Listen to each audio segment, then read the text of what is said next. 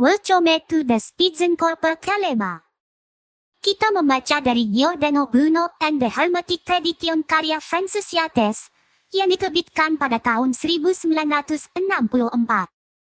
Ini adalah bab pemuka, fondasi yang mendasari seluruh tesis Yates. Klaim bahwa sihir Renaissance dibangun di atas kesalahan sejarah yang sangat besar, yang membentuk kehidupan intelektual Eropa selama 3 abad. Yates tergabung dalam lingkaran Institut Warburg, kelompok luar biasa yang terdiri dari cendekiawan pemusi Jerman Yahudi yang membuat ulang sejarah budaya setelah tahun 1933. Metodenya bersifat arsip, biografis, dan tanpa kompromi.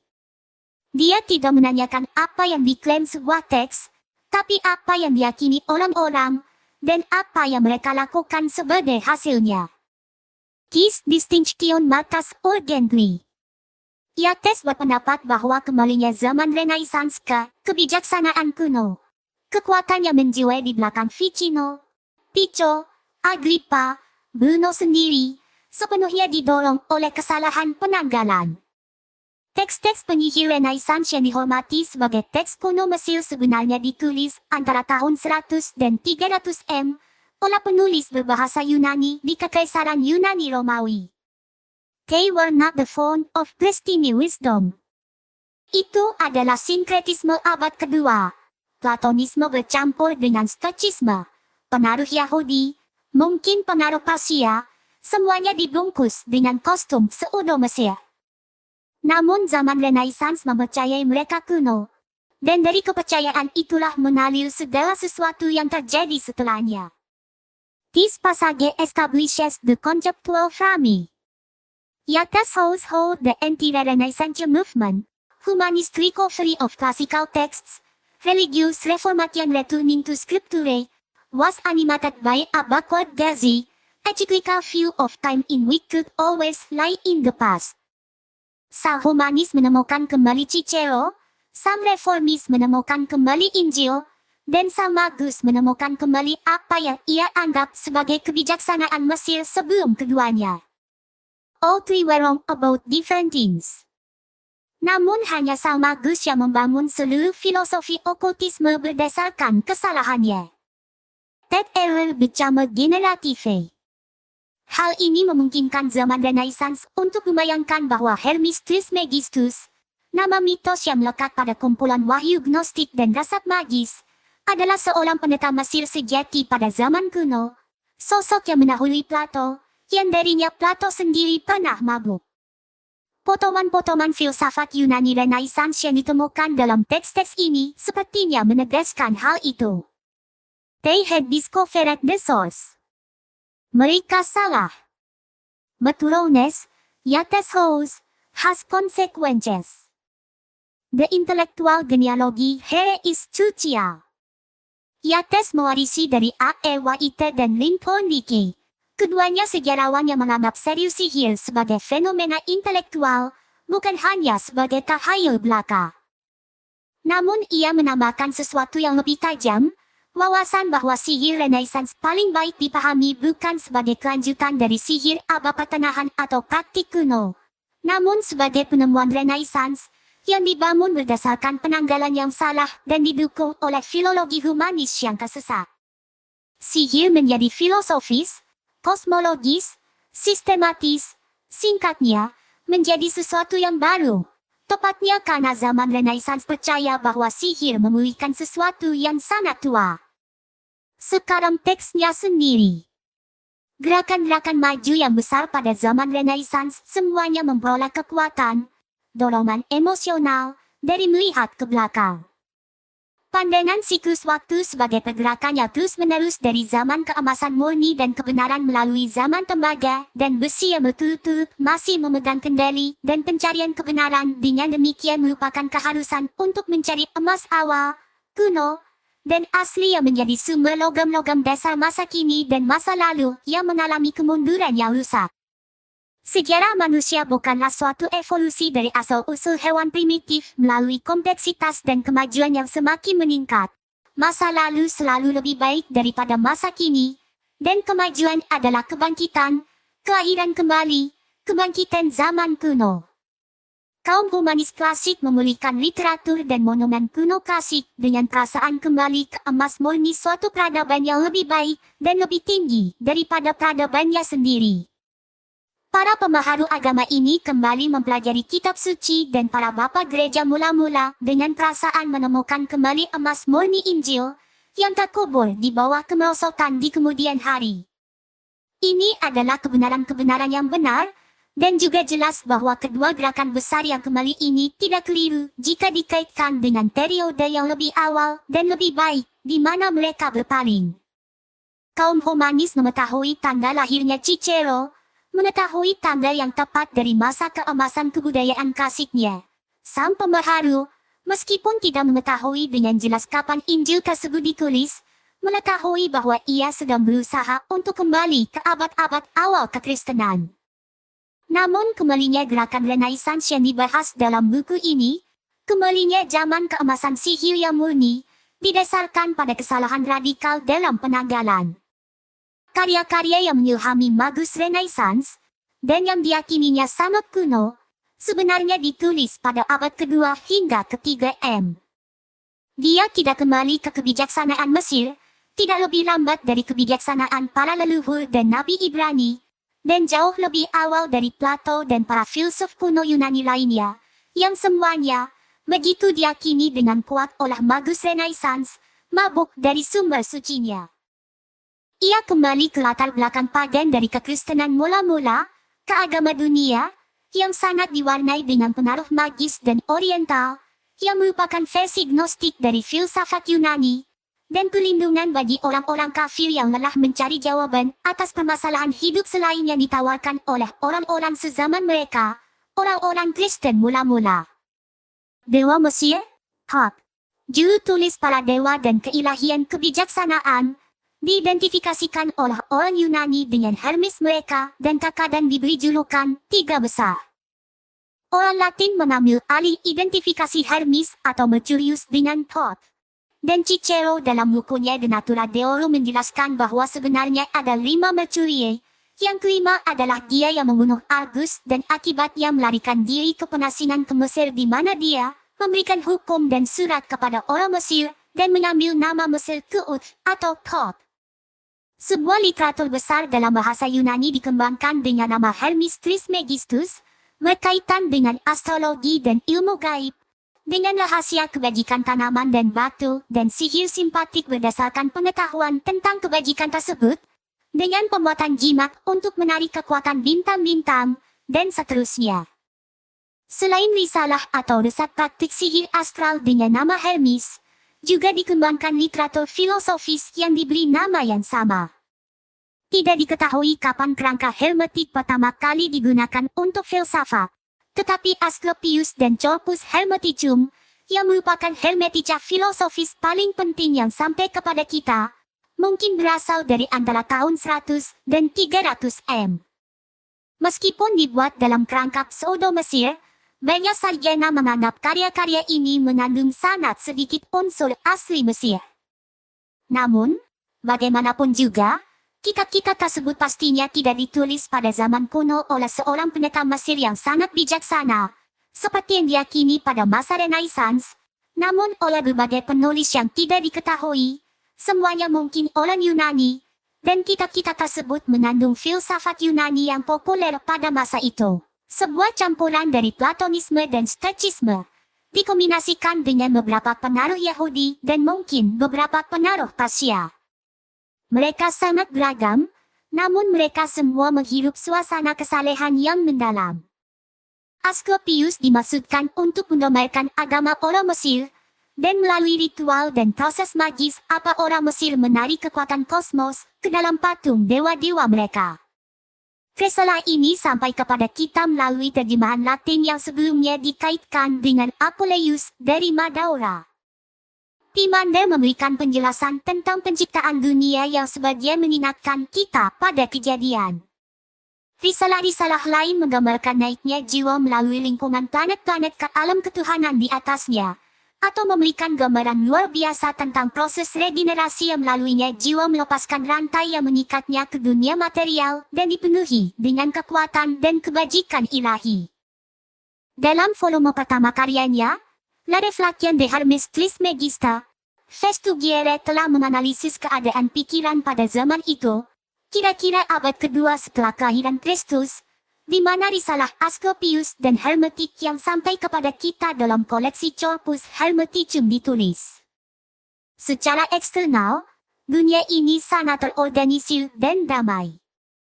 Teks Romana berada pada puncak efisiensinya dan populasi campuran di kekaisaran diatur oleh birokrasi yang efisien. Komunikasi di sepanjang jalan besar Romawi sangat baik. Kelas terpelajar telah menyerap jenis budaya Yunani Romawi yang didasarkan pada 7 seni liberal. Kondisi mental dan spiritual dunia ini sungguh membuat penasaran. Upaya intelektual filsafat Yunani yang luar biasa telah habis, terhenti, menemui jalan buntu, mungkin karena pemikiran Yunani tidak pernah mengambil langkah penting dalam verifikasi eksperimental atas hipotesis-hipotesisnya. Sebuah langkah yang baru diambil 15 abad kemudian dengan lahirnya pemikiran ilmiah modern pada abad ke-17. Dunia abad kedua sudah bosan dengan dialektika Yunani yang sepertinya tidak membuahkan hasil tertentu. Penganut Platonis, Stoa, dan Epikuros hanya dapat mengulangi teori-teori dari berbagai aliran mereka tanpa membuat kemajuan lebih lanjut, dan prinsip-prinsip aliran tersebut diringkas dalam bentuk buku teks, dalam manual yang menjadi dasar pengajaran filosofis di dalam kekaisaran. Sejauh berasal dari Yunani, filsafat tulisan-tulisan hermetik termasuk dalam tipe standar ini, dengan segelintir Platonisme, Neoplatonisme, Stoicisme, dan aliran pemikiran Yunani lainnya. Akan tetapi, dunia abad kedua ini sedang mencari pengetahuan tentang realitas secara intensif untuk mendapatkan jawaban atas permasalahan-permasalahan yang tidak dapat diberikan oleh pendidikan normal. Ia beralih ke cara lain untuk mencari jawaban, intuitif, mistis, magis. Karena akal tampaknya telah gagal, ia berusaha mengembangkan nous, yaitu kemampuan intuitif dalam diri manusia. Filsafat harus digunakan, bukan sebagai latihan dialektis, tetapi sebagai cara untuk mencapai pengetahuan intuitif tentang ketuhanan dan makna dunia, sebagai sebuah gnosis, singkatnya, yang harus dipersiapkan melalui disiplin asketis dan cara hidup religius. Risalah hermetik, yang seringkali berbentuk dialog antara guru dan murid, biasanya berujung pada semacam ekstasi di mana sang ahli merasa puas bahwa ia telah menerima pencerahan dan menyanyikan lagu-lagu pujian. Tampaknya ia mencapai pencerahan ini melalui kontemplasi terhadap dunia atau kosmos, atau lebih tepatnya melalui kontemplasi terhadap kosmos sebagaimana tercermin dalam nous atau manusianya sendiri yang memisahkan baginya makna ilahi dan memberinya penguasaan spiritual atas hal itu. Seperti dalam wahyu gnostik yang lazim atau pengalaman naiknya jiwa melalui bidang planet-planet untuk tenggelam dalam keilahian. Dengan demikian agama dunia yang menjadi arus bawah dalam sebagian besar pemikiran Yunani, khususnya dalam Platonisme dan Stoicisme, dalam Hermetisme sebenarnya menjadi sebuah agama, sebuah aliran sesat tanpa kuil atau liturgi, yang diikuti dalam pikiran saja, sebuah filsafat agama atau agama filosofis yang mengandung gnosis. Orang-orang abad kedua sepenuhnya dijiwai dengan gagasan bahwa apa yang lama adalah murni dan suci, bahwa para pemikir paling awal lebih dekat dengan para dewa daripada para rasionalis yang sibuk, penerus mereka. Oleh karena itu kuatnya kebangkitan kembali Pitagorasisme di zaman ini. Mereka juga mempunyai kesan bahwa apa yang terpencil dan jauh adalah lebih suci. Oleh karena itu pemujaan mereka terhadap orang barbar, ahli gimnosof India, orang Majusi Persia, Astrolokasdim, yang pendekatannya terhadap pengetahuan dirasakan lebih religius daripada pendekatan orang Yunani. Di masa peleburan kekaisaran, di mana semua agama ditoleransi, ada banyak kesempatan untuk berkenalan dengan aliran sesat Oriental. Yang terpenting, orang-orang Mesirlah yang dihormati pada zaman ini. Kuil-kuil Mesir masih berfungsi, dan para pencari kebenaran dan wahyu agama yang taat di dunia Yunani Romawi akan melakukan ziarah ke beberapa kuil Mesir yang letaknya terpencil dan bermalam di sekitarnya dengan harapan menerima penglihatan tentang misteri ilahi dalam mimpi. Keyakinan bahwa Mesir adalah rumah asal segala ilmu pengetahuan, bahwa para filsuf besar Yunani pernah mengunjunginya dan berbincang dengan pendeta-pendeta Mesir, sudah lama ada, dan dalam suasana abad kedua, agama Mesir yang kuno dan misterius, pengetahuan yang mendalam dari para pendetanya, cara hidup asketis mereka, sihir keagamaan yang diperkirakan mereka lakukan di ruang bawah tanah kuil mereka, menawarkan daya tarik yang luar biasa. Suasana dunia Yunani Romawi yang kaum Mesir inilah yang tercermin dalam Hermetik Asclepius dengan deskripsi aneh tentang keajaiban yang digunakan para pendeta Mesir untuk menganimasikan patung dewa-dewa mereka. Dan ramalannya yang mengharukan bahwa agama Mesir paling kuno ditakdirkan untuk berakhir. Pada saat itu, begitulah yang dikatakan oleh pendeta Mesir, Hermes Trismegistus, kepada muridnya, Asclepius. Pada saat itu, karena lelah dengan kehidupan, manusia tidak akan lagi menganggap dunia sebagai objek yang layak untuk mereka kagumi dan hormati. Semua ini, yang merupakan hal yang baik, yang terbaik yang dapat dilihat di masa lalu, masa kini, dan masa depan, akan berada dalam bahaya kebinasaan. Manusia akan menganggapnya sebagai beban, dan sejak saat itu seluruh alam semesta akan dihina dan tidak lagi dihargai. Karya Tuhan yang tak tertandingi ini, konstruksi yang mulia, ciptaan yang maha baik yang terdiri dari keanekaragaman bentuk yang tak terbatas, alat kehendak Tuhan yang, tanpa rasa iri, melimpahkan perkenanannya atas karyanya, yang di dalamnya terhimpun dalam satu kesatuan, dalam keanekaragaman yang harmonis, segala sesuatu yang dapat dilihat patut dihormati, dipuji dan dicintai. Dengan demikian Mesir, dan agama magisnya, diidentikan dengan agama hermetik dunia. Jadi kita dapat memahami bagaimana isi tulisan-tulisan hermetik memupuk ilusi magus Renaissance, bahwa di dalamnya terdapat kisah misterius dan berharga tentang sebagian besar kebijaksanaan, filsafat, dan sihir Mesir kuno. Hermes Trismegistus, nama mitos yang diasosiasikan dengan kelas wahyu filosofis gnostik tertentu atau dengan risalah dan resep magis, pada zaman Renaissance, adalah orang sungguhan, seorang pendeta Mesir yang pernah hidup di zaman kuno dan yang menulis sendiri semua karya ini. Potongan-potongan filsafat Yunani yang ia temukan dalam tulisan-tulisan ini, yang berasal dari ajaran filsafat yang agak diremehkan yang ada pada abad-abad awal Masehi, menegaskan keyakinan para pembaca Renaissance bahwa di sini ia mempunyai sumber kebijaksanaan murni yang darinya Plato dan orang-orang Yunani memperoleh pengetahuan terbaik yang mereka ketahui. Kesalahan sejarah yang sangat besar ini membuahkan hasil yang luar biasa. Dengan otoritas yang sangat baik, Renaissance menerima Hermes Trismegistus sebagai tokoh nyata yang sangat kuno dan sebagai penulis tulisan-tulisan hermetik, karena hal ini secara implisit diyakini oleh para bapa gereja terkemuka, khususnya Lactantius dan Agustinus. Tentu saja, tidak akan terpikir oleh siapapun untuk meragukan bahwa para penulis yang sangat berwibawa ini pasti benar, dan ini memang merupakan kesaksian yang luar biasa terhadap keunggulan dan pentingnya tulisan-tulisan hermetik dan keberhasilan awal dan lengkap dari legenda Hermes Trismegistus mengenai kepenulisan dan kekunoan mereka sehingga Lactantius, yang menulis pada abad ketiga, dan Agustinus pada abad keempat, keduanya menerima legenda tersebut tanpa ragu. Setelah mengutip Cicero pada Merkurius kelima sebagai dia yang memberikan surat-surat dan hukum-hukum kepada orang-orang Mesir, Lactantius, dalam Institutesnya, melanjutkan dengan mengatakan bahwa Hermes Mesir ini, walaupun dia adalah seorang manusia, namun dia sangat kuno, dan sangat diilhami dengan segala jenis pembelajaran, sehingga pengetahuan tentang banyak mata pelajaran dan seni memberinya nama Trismegistus. Dia menulis buku-buku dan banyak lagi, berkaitan dengan pengetahuan tentang hal-hal ilahi, di mana dia menegaskan keagungan Tuhan yang Maha Esa dan satu-satunya, dan menyebut dia dengan nama yang sama yang kita gunakan, Tuhan dan Bapa. Yang dimaksud dengan banyak kitab ini tentu saja yang dimaksud oleh Lactantius adalah beberapa tulisan hermetik yang sampai kepada kita.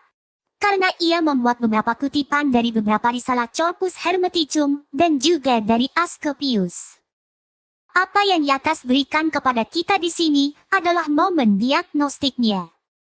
Ia telah menunjukkan mekanisme kesalahan tersebut, bagaimana sebuah nama mitos menjadi tokoh sejarah, bagaimana sinkretisme abad kedua menyamar sebagai kebijaksanaan Mesir, bagaimana para bapa gereja, Lactantius, Augustini, memautentikasi sebuah legenda dengan otoritas mereka sendiri, tanpa pernah mempertanyakan apakah teks-teks tersebut dapat diberi tanggal. Renaissance mewarisi otoritas patristik yang tak tertandingi ini. Meragukan Lactantius adalah hal yang mustahil. Jadi, apa yang awalnya merupakan kebingungan yang masuk akal di zaman kuno akhir, mengira alegori pseudo-Mesir sebagai zaman kuno Mesir yang asli, menjadi doktrin yang diterima pada saat Marsilio Ficino membuka teks-teks ini di Florence pada abad ke-15. Argumen yang lebih dalam adalah, Renaissance tidak mewarisi sihir sebagai praktik hidup. Ia menemukan sihir sebagai sebuah filsafat, dan ia melakukannya dengan membaca teks-teks yang diyakininya kuno namun sebenarnya masih baru, teks-teks yang ditulis oleh para filsuf Yunani dan para pencari gnostik yang kehabisan tenaga yang mencoba membuat akal kembali berbicara kepada jiwa.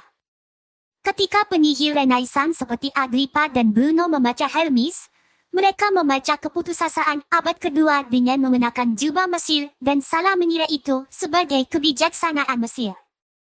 Namun kesalahan itu membuahkan hasil.